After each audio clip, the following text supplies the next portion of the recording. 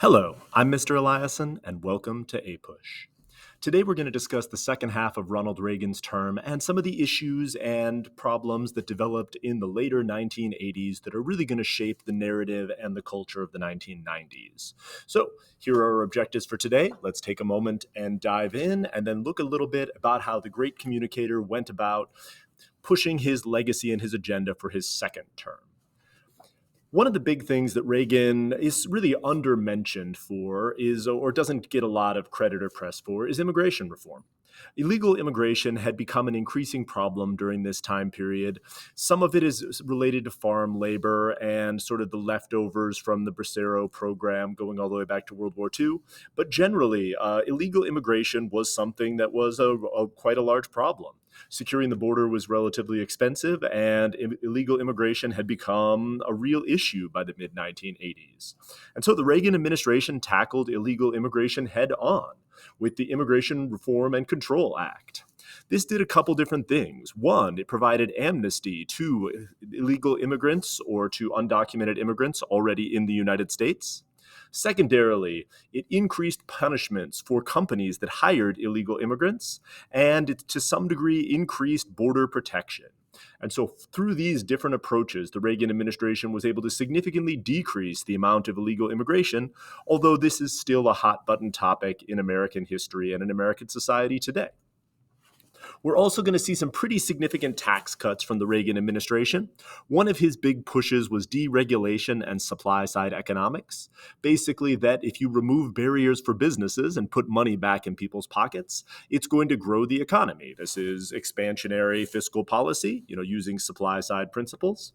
And in general, we did see, despite the fact that tax cuts were pushed, we did see tax revenues not really drop off. We saw significant cuts to the top income tax rates, but economic growth made up for a lot of made up for a lot of the money that was lost from this. And so this is often pointed to for conservatives as a case for tax reform, basically that the additional gains in economic growth is going to offset the losses in tax revenue. And to some degree, this is true, although some other economic factors in the 1980s helped contribute to this. But what we really didn't see from Ronald Reagan is a decrease in military spending and in federal spending in general. Reagan is going to some degree, at least partially because of his increased military spending, is going to increase federal spending. And so balancing the budget was one of Reagan's key promises and something that he was never really able to follow through on. This has been one of the consistent problems for American politicians ever since, is that some politicians campaign on balanced budgets by either arguing they're going to raise taxes or cut governmental spending. But once you get into office, institutional power and the desire to not alienate various constituencies really leads to spending staying about the same or increasing. And so, despite his promises, the Reagan years did have increased deficits, and to some degree that was due to military spending and confrontation with the Soviet Union. This is going to lead to the collapse of the Soviet Union under the Bush administration. So for some Reagan backers, they argue that these deficits were important in order to win the Cold War. But regardless, the end effect of this is going to be a continued pattern of deficits and increasing U.S. debt. The Challenger disaster also happens in the late Reagan administration. The Space Shuttle program was a program to use these sort of reusable spaceships called space shuttles to get astronauts up into orbit. This had become relatively commonplace by the 1980s. So by 1986, there was a nationwide contest to send a school teacher up into space. And so the Challenger disaster was especially traumatic because there was a school teacher on board and school children across the country were watching the Challenger space shuttle launch. There's been a huge investigation into this, and the weather conditions were not great, and there were some issues with the seals on the fuel pods, and some of the warnings about there being a potential problem there were ignored. Either way, the Challenger space shuttle exploded, killing everyone on board, and really setting back our desire to continue to push space exploration. This is not the single thing that stopped us from pushing space exploration. There's a whole bunch of other reasons, but the Challenger disaster really sort of cooled our ardor for pushing further space exploration, and we're going to eventually back away from this. Although recently the United States has pushed for increasing budgets for NASA and the goal to put someone on the moon. The Reagans tried to tackle the drug crisis with the just say no message. We gave a series of famous addresses. Nancy and Ronald Reagan appeared on television together. They pushed the DARE program, the Drug Abuse Resistance Education Program, and this message of just say no. Although this was somewhat well meaning, it didn't really do much to address the drug crisis, and recent studies have shown that the DARE program might have, in some circumstances, been counter effective and actually led to an increase in young people's interest in illegal drugs. And so there's some real questions as far as how effective the Reagan's message for the drug crisis was. And one of the main criticisms of the Reagan administration is the HIV and AIDS epidemic was spreading during this time period. HIV and AIDS are an immune disease that is spread through bodily fluids. At the time, it was widely spreading mostly through the gay community. And so because of this, AIDS was being sort of dealt with and talked about as a virus, as a disease that only affects gay people. For a lot of the conservative Christian backers of Ronald Reagan, that led to a lack of urgency in dealing with the AIDS crisis and also the blaming of homosexual people for the AIDS epidemic. And it also led to a lack of research and investigation into the AIDS crisis and the AIDS epidemic. And so one of the main criticisms of Reagan is that he really didn't do much to address this massive public health crisis. And because of that, it led to unnecessary suffering and ostracization of the LGBTQ community. In the Iran-Iraq War, this was a difficult foreign policy one for the United States because on the one hand, we obviously have very, very strained relations with Iran over the whole revolution, death to America, hostage crisis, oil thing. But we also don't have all that great of a relationship with Iraq. I mean, Iraq, Saddam Hussein was America's friend and sort of a U.S.-friendly dictator in Iraq.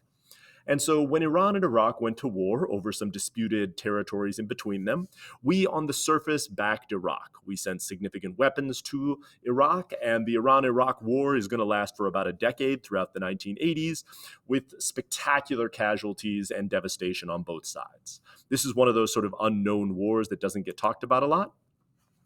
The downside for the Reagan administration is it turns out we might have also been secretly funding Iran. There was a second Iranian hostage crisis in which we may have secured the release of Iranian hostages through arms payments that were funneled through other governments. This led to a huge investigation, and Reagan's definitive statement that he did not, quote, did not trade weapons or anything else for hostages. And this is a thing that did not happen. Later, it turned out that they might have traded weapons for hostages, and then by might have traded weapons for hostages, they mean we absolutely traded weapons for hostages. And so this really raised two questions about Ronald Reagan. One, is he a geopolitical Machiavellian genius who did trade weapons for hostages and then hid it from the American people? Or is his administration doing things behind his back and the commander-in-chief is sort of out of touch with this whole thing? Both of these situations are really problematic. And so for Reagan, this was not a good look for him. And the Iran-Contra thing was a massive scandal. If you haven't watched the SNL clip about this, you 100% should. It's hilarious. Reagan mastermind on SNL, on 100% worth it. But with us and the Soviets, we in general get a thaw. Despite Reagan's sort of bellicose attitude towards the Soviet Union, the rise of Mikhail Gorbachev and his reforms, both glasnost or openness and perestroika, economic restructuring, are going to lead to significantly closer relations between the two sides. Despite the fact that we're ramping up our rhetoric and building up our nuclear arsenal, the prospect of the Soviet Union liberalizing is really potentially beneficial for U.S.-Soviet relations. So as Reagan rides away, we've got a mixed bag for Ronald Reagan. He's going to follow through on some of his economic promises and get inflation under control. He's going to bring up a lot of issues and reform the Republican Party in a way to represent a broader selection of the American electorate. But as far as foreign policy things, it's kind of a mixed bag. And there's some long-term problematic implications for a number of the things that Reagan did. And as far as balancing the budget, he didn't really follow through on that. So, how do we feel about Ronald Reagan? I mean, it depends somewhat on your political leanings here. And so here's Reagan's farewell address to the American people. He's going to ride off. The one thing that he definitely did do is restore confidence in the United States and get us out of the crisis of confidence era. For the election of 1988, neither party is going to have particularly inspirational candidates. The Republicans are going to nominate George H.W. Bush, who is Reagan's vice president. Reagan was always kind of lukewarm on Bush, and he's not going to campaign particularly vigorously for him, partially because of his declining health and partially because, again, not a huge Bush supporter.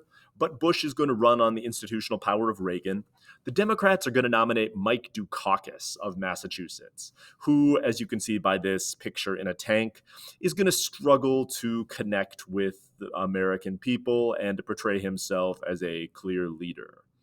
Most devastating for Bush is Bush, being Episcopalian, was never very confident speaking about his faith, and so he struggled to connect with the conservative evangelical Christian piece of the Republican coalition of the New Right. He's going to put Dan Quayle on the ticket as his vice presidential candidate in order to try to reach out to the evangelicals. And Dan Quayle is going to have a series of embarrassing gaffes that demonstrate that he might not have the greatest grasp on language. So that's not great for Bush. For Dukakis, the Willie Horton ad is absolutely devastating. If you haven't seen the Willie Horton ad, you 100% need to see it. It is an absolute political hit job, and it focuses on the story of Willie Horton, who was released from prison when Dukakis was governor of Massachusetts and went on to commit horrific crimes, painting Dukakis as soft on crime. In the end, Bush is going to win a pretty substantial victory over Mike Dukakis, ushering in continued another 4 years of Republican dominance. And Bush is going to preside over a bunch of issues that are really going to move us into the 1990s. For one, the rise of personal computers happens during both Reagan, but really starts accelerating under Bush.